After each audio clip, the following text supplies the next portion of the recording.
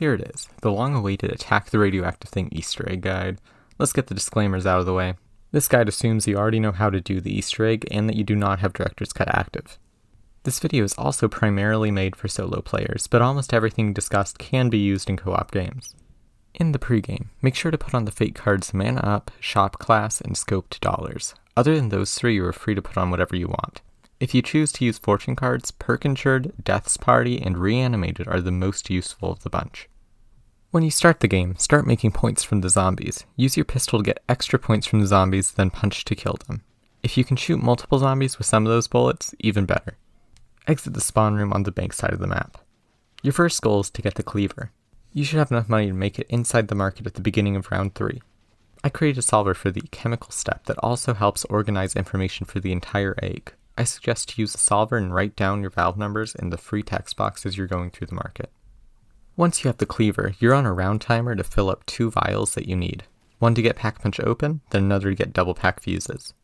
The cleaver on its own will become a 2-hit on round 9. You can buy Slappy Taffy to increase your melee damage and remove it later on if you're having trouble with the vials. So your next goal is to get power on and give Elvira the book.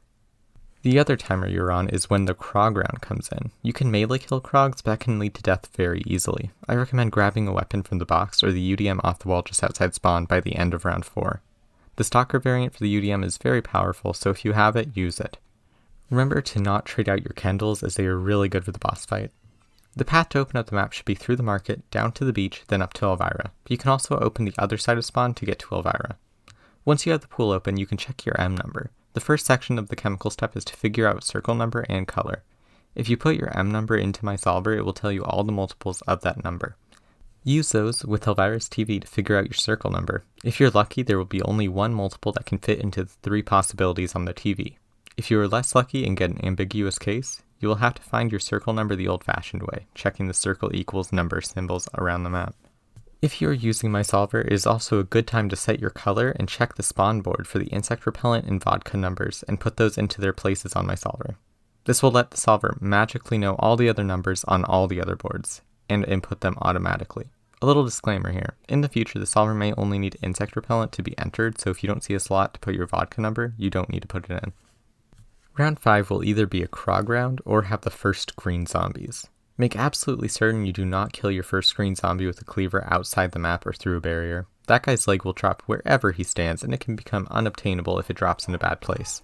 As you summon Elvira, run straight to the portal and wait to hear Elvira's quote about it being just what she was looking for, and run back and grab the mirror while she opens the portal.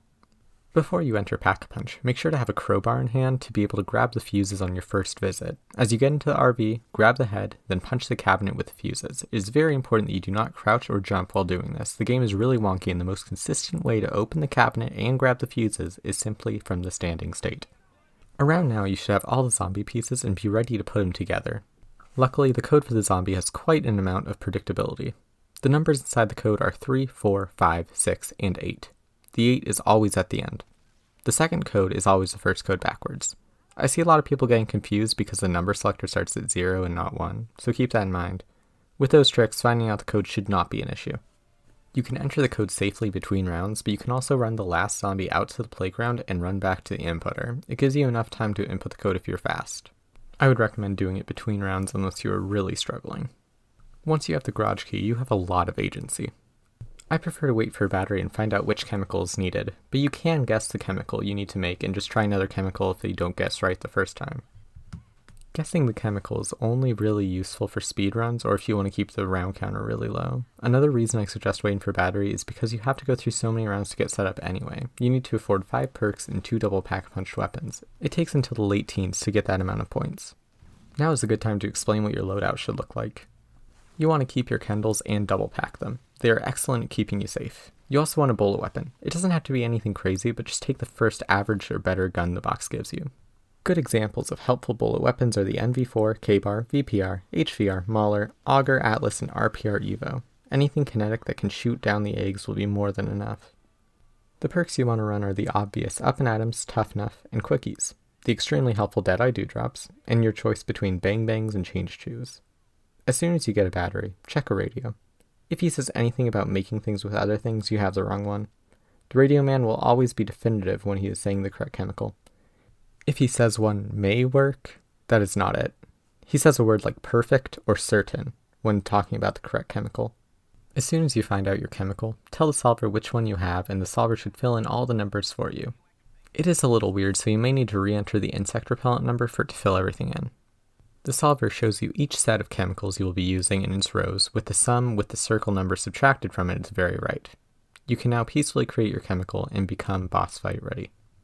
Sadly, getting points you need for your complete setup is now the main issue. This is where the Easter egg becomes survival based. You can get some extra cash by using scope dollars with the sniper you get from the box or one off the wall by the pool. Find yourself a nice place to train up zombies and be comfortable there. Easy places are on the beach, right outside the market, and the playground. The map has many open areas, so this should not be much of a problem for you. After however many rounds it takes, buy everything you need for your loadout.